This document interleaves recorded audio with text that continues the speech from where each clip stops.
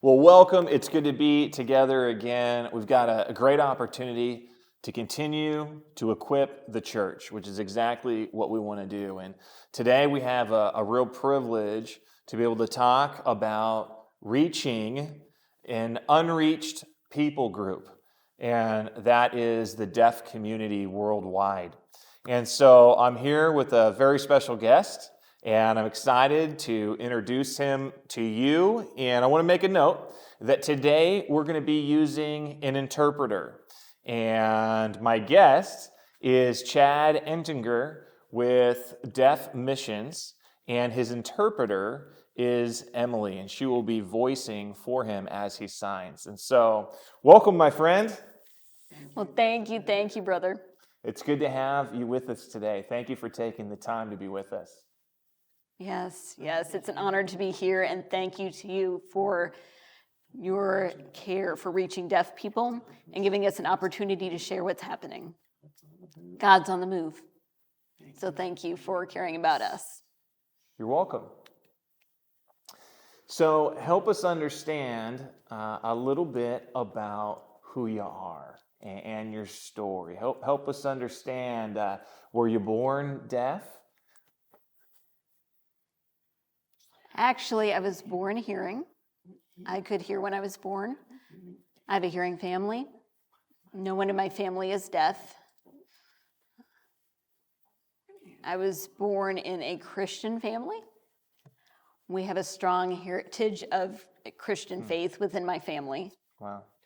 My parents, my dad's parents, and all the way back in the family line attended the same family church in central Minnesota for many, many years.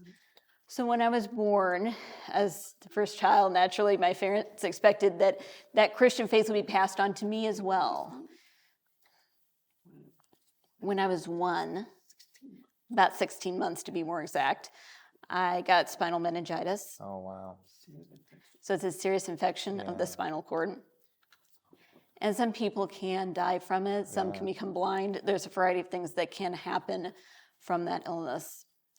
I lost all of my hearing in my left ear and lost about 70% in my right ear. Oh, wow. So at that point, I became deaf. And naturally, my parents became concerned as to what to do because now they had a deaf child and they didn't know what to do, how to communicate, and how they'd be able to pass on their Christian faith to me. One thing that I'm so very grateful for that God did is people counseled my parents to learn sign language. Oh, wow. And they told them that was the way they'd be able to share the gospel with their child, me, who was deaf. So when I was 4 years old, my home church learned about Deaf Missions. Deaf Missions was going to be hosting a conference. My home church was thrilled about the opportunity. They gathered donations and told my dad, you need to go to this conference. We will support you, cover your expenses. We'll cover any costs of meals and airfare. Just go. So my dad went, and he met the founder of Deaf Missions. And while he was there, the founder encouraged my dad. He said, you need to use sign language to communicate with your deaf son. And the founder gave my dad some resources that he could use with me. So when my dad came back home, he kept learning sign language. He used the resources that he'd been given at the Deaf Missions Conference, and I thank God for that, because when I was 8 years old, I made the decision to believe in Jesus, to follow him. And I remember standing in front of my home church, that same church that had raised the funds for my dad to go to that conference. And I proclaimed my faith in Jesus. Wow. And it was an honor to have my dad there, my own father, baptize me.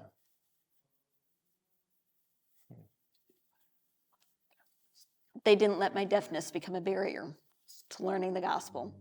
Wow. And accepting faith for myself. Wow. That's great. Thank you so much for sharing that. Yeah. What was your experience being deaf in a local church of folks who are hearing, and as you came to Christ and then were discipled, what was that experience like for you? Yeah. It was a small town church. And as you said, they were all hearing people. There was one other deaf boy who was in the church. It was just the two of us. But the larger church did have some challenges as far as communication was concerned and how they communicated with us. But I could see their heart. They really did try. They found creative ways of communicating with us. The church gave my dad space within their church building so that he could teach me and that other deaf boy about Jesus and disciple us within that larger church space. The church covered any expenses so that my dad could buy resources to use with that other deaf boy and myself when he was teaching us. So even though many of those hearing people didn't know sign, they still found ways to support the work that was happening and what my dad was doing. They found ways to serve. Wow. They tried their best to include us within the larger church community.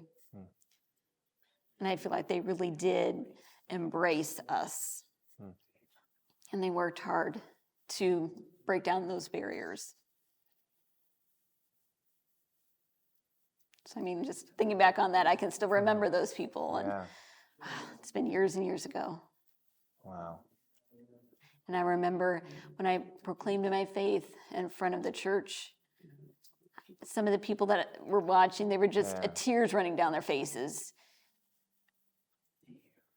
because they knew that all of their work, all of their resources, their investment in that had paid off for the kingdom of God. So there were some very special people there, even though they didn't all know sign, but I knew their hearts. They cared.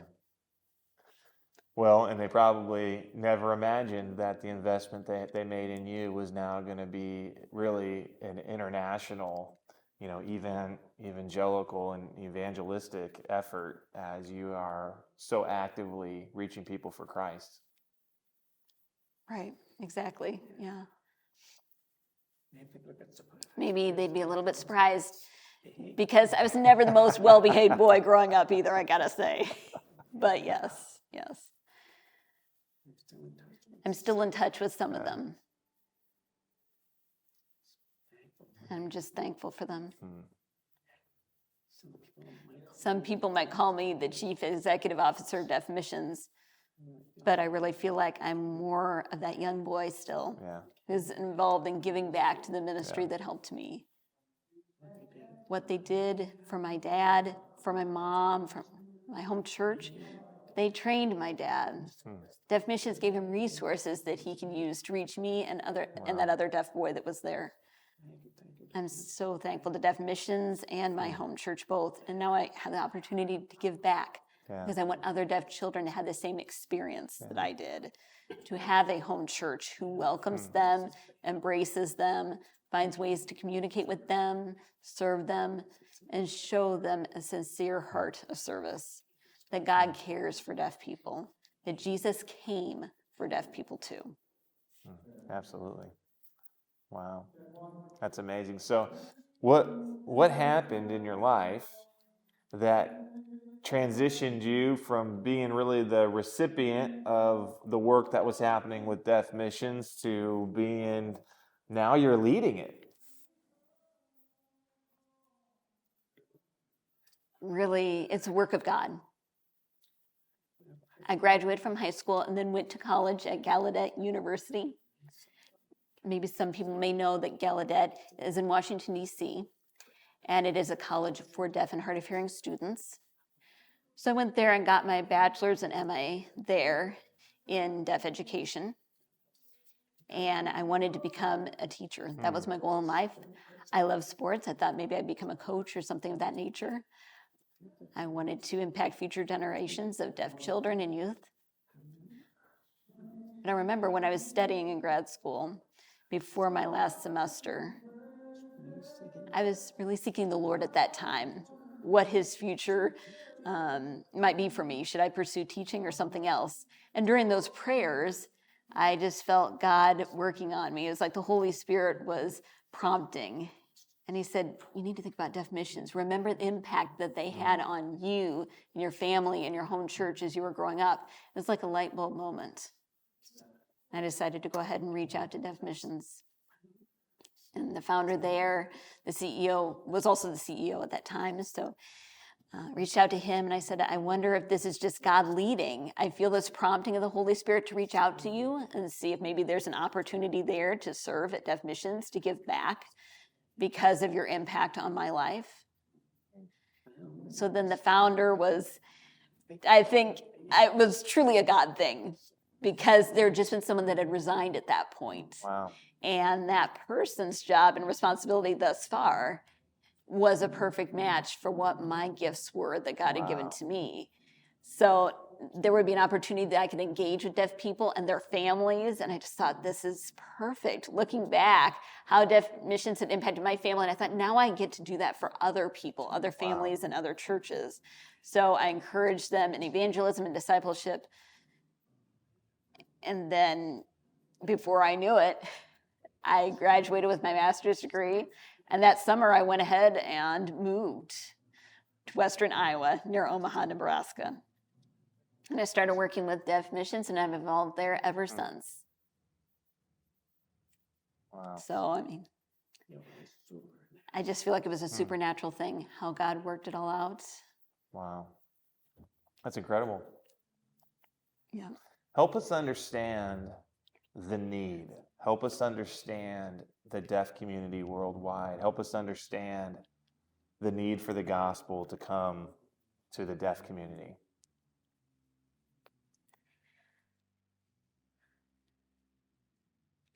The deaf community, in general, tends to be a very difficult community to reach. There are many deaf people who have maybe come into a church. They may have been raised in a Christian family, but they missed out because of the church or the family not signing with them. There are statistics that say that 9 out of 10 deaf children have hearing parents, hearing families. So only 23% of hearing parents learn how to sign with their deaf children. So with those statistics, you might have a Christian family. They're sitting down around a dinner table, for instance. They're talking about Jesus, what they learned last Sunday in church. Maybe they're sharing a Bible story together. But if they don't know a sign, what happens to the deaf child sitting there at the table? They miss the whole thing. Yeah. They miss the gospel within their own home. Wow. So maybe they go to church every Sunday. They sit there in the auditorium, but there's no one that's signing, or there's very limited information available. They're trying to catch and follow what's going on in the service, but they don't have language access, and those communication barriers continue to exist. How will they learn the gospel? Imagine living that way for 18 years of your life. Wow. When you turn 18, how would you feel about the church? Yeah. How would you feel about God? You'd probably feel that there were barriers to knowing him. You might think he's a God only for hearing people. And they'd think, there's nothing for me here. And they'd leave the church. They're not interested in continuing to attend church. So with that happening, oftentimes deaf people feel a lot of trauma, a lot of hurt from the church environment, a lot of anger. So there's a lot of layers there that have to be unpacked when you're trying to reach the deaf community. Wow.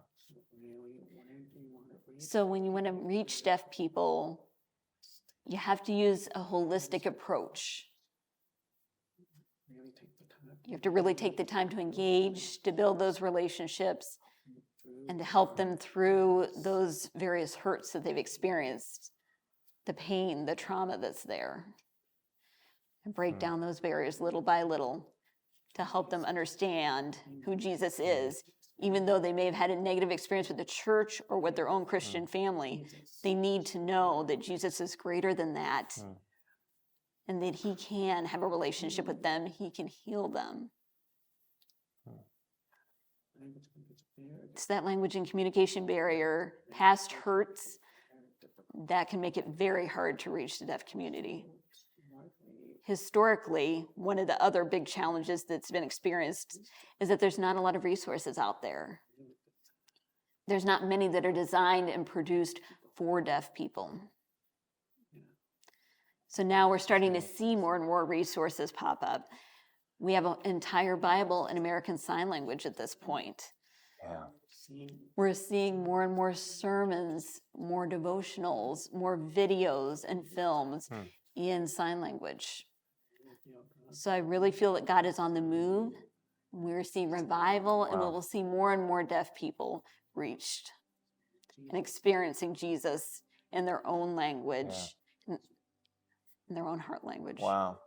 It was really impactful to hear you talk about that a person who is deaf could be sitting in a hearing church for their entire life and be missing the gospel, and to feel like that the gospel and the true living God is only for the hearing. That's heartbreaking, to be close to the gospel and to feel like it's not for me.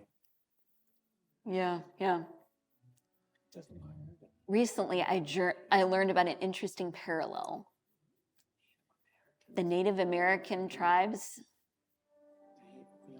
they feel like God is for white people.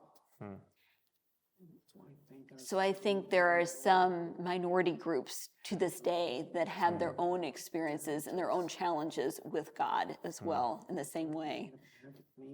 So what they need is to understand that God is for the Native Americans as well, not just the typical everyday white individual. And we see some of that same perspective in the deaf community as well. Well, you talked about resources and tools for the person who's watching right now. What would be some of those practical tools that a person right now could engage with that are readily available to be able to have on hand for when an opportunity arises to build a relationship with someone who is deaf? Yeah. I really want to encourage people, whoever may be watching today, to download an app called the Deaf Missions Video app. You can download it on your phone. And thanks to our financial supporters, we're able to provide that for free. And within that app, we have a variety of sermons in sign language. We have daily devotions in sign. We have Bible lessons also in sign. We have children's videos based on a variety of Bible stories also in sign. We have films. And as I mentioned earlier in this interview, we have the entire Bible in American Sign Language. That's historic because it's the first ever complete Bible done in any sign language. So deaf people now have it, and we're able to get it into the hands of other deaf people as well. So I'd strongly encourage you to download that Deaf Missions Video app. All of our resources are in sign language. If you meet a deaf person, you can share those resources, God's word, in their language. One thing I want to add to that is that a lot of our resources have captioning as well. Okay. Some also have English voiceover as well. So if there's a hearing family that has a deaf child, I would encourage them to watch those videos as a family. Oh, wow. And the deaf child can see it in sign, and the hearing family can hear that voiceover or read the subtitles. And they can all experience God together. So that's just one thing, very simple, but powerful, that people can do, is to download that app and be ready at all times. Yeah. You never know when you might meet a deaf person. So now you'll have a tool in your hands. Well, and with the technology that we now have, I think of even just the ways that we've began to be able to communicate together. We've used an interpreter, Emily, and we have used Zoom with an interpreter. We've used email with written English, and we've used texting with our phones, and all these ways of us being able to really clearly have communication with one another. Absolutely. And I would encourage hearing people as well to go ahead, be assertive about reaching out to deaf people. We as deaf people are used to figuring out ways of communicating. I mean, I've been deaf almost my whole life. and I find different ways to communicate. So I would encourage people when they meet a deaf person, feel them out. Let them kind of take the lead in how they would want best to communicate. There's a variety of ways to do that. Just depends on the situation. If there's an interpreter available, use an interpreter. You might be surprised, though, that hearing people know sign language more than they tend to realize. And what I mean by that is gestures. Yeah. So maybe that works with some deaf people. Hmm. Be assertive. Give it a try. We're used to that happening. Yeah, that's awesome. That's awesome. Help us understand how someone who is watching can engage with you with deaf missions. How can they be a part of the solution? You talked about in your home church, the people who came together and the church who came together to really provide a way. And you're doing that on a much larger scale now with deaf missions. And so how can others come alongside and participate with you? Yes, I really appreciate you asking that. First, prayer. That tends to be my go-to answer because this is a work of God. God will accomplish his purposes. So firstly, do pray. People can also sign up for our prayer emails we send out from time to time. We would be happy to send those their way, different updates, what's going on. We typically send them out once a month. It's a great way to become familiar with what's happening, how God's working. Through prayer, you can know about new opportunities that we're pursuing as well. You can join us in praying for those. Secondly, I've already talked about the Deaf Missions Video app. Go ahead and download that and share it with others you know. As I mentioned, there will be deaf people who you might meet, and you can be ready if you have that app. There might be some deaf people that you meet that me and Deaf Missions will never meet, that you will. So you can become our hands and feet in your area and share the resources that we have to offer. So firstly, pray. Secondly, share. And then third, we appreciate our financial supporters. So if people can give and invest in the work that God is doing, that would be much appreciated as well. We also do have opportunities for people to volunteer, especially with our filming projects that we have going on. We are a very media-driven, media-based organization. Yeah. We develop a variety of videos and films. Oftentimes with our larger projects, for example, next year in 2023, when we began filming a full-length feature film about Jesus, the gospel and his life, that will be continuing for several months. And we need volunteers to help behind the scenes, possibly help with costuming, props, providing food during that time, transportation, so that people from the filming location can get back to their hotel and rest, that sort of thing. So we will welcome volunteers to be involved with us. Just let us know, and we'll figure out something, how you can be involved. Wow, that's great. That's great. And you don't have to know sign for that. Yeah. You can still volunteer with us. We have plenty of opportunities. Recently, we had a volunteer group with us at Deaf Missions. Incredible people. They're all retired, and they're all hearing. Some don't know sign, but some of them are retired construction workers. We have one man who has a lot of experience with masonry work. And so they were able to help us to do some construction of our sets for our upcoming film that we'll be doing next year. So I would just say, don't let a lack of sign language skill mean that you think you can't be a part of that. You definitely can. Awesome. Awesome. Well, is there anything else that you'd want to share with those who are watching today? Anything else that's on your heart to share?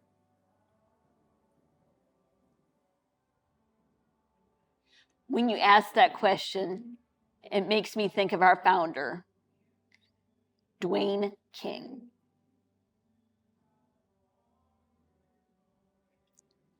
I think his life story is an example of when you step out in faith, be ready for God to move. Dwayne was a hearing man, a hearing preacher in Nebraska, and he thought that he would be a pastor in a church for the rest of his life. He felt a strong call to be involved in preaching ministry. He was an excellent pastor. In 1966, he was involved in pastoring a church, and he happened to meet some deaf people in his local community. And he felt led to ask, would you be interested in coming to my church? And the deaf people said, well, not really. If we come, there's nobody there that would sign. How do we get anything out of church? And in that moment, Dwayne's answer was, well, if you come to church, I'll learn sign language. I don't think Dwayne realized what he was getting himself into. That was a dangerous thing to say. Well, guess what happened that next Sunday?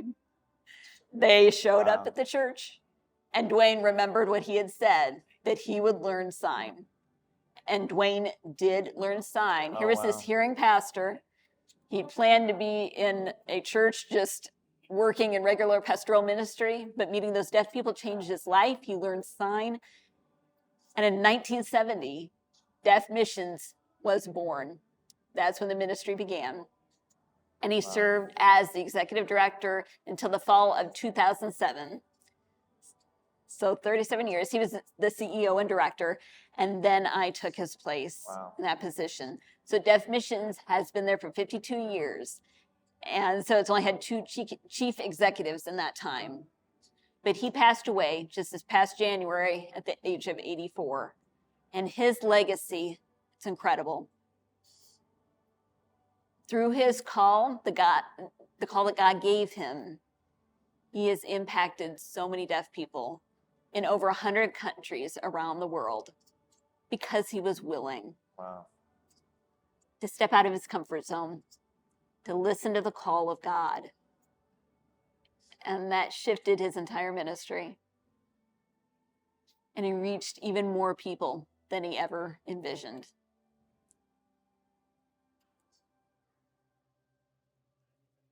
I would just invite anyone that's interested to join this journey and to continue his legacy of impacting deaf people all over the world. Wow, thank you. Thanks for sharing that with us. You know, I really want to thank you for spending the time to share about your experience, to share about your life growing up, to share about how you got called into serving with Deaf Missions, but also the needs that's present in our world right now, and what we can do about it, and the tools and the resources that are available for us to take action to really be a part of the Great Commission. Thank you so much for really helping to equip us today. Well, thank you too. And I just want to say that we need deaf and hearing people working together. That's how God will fulfill the Great Commission. Let's go. Let's go. Well, with that, let's go.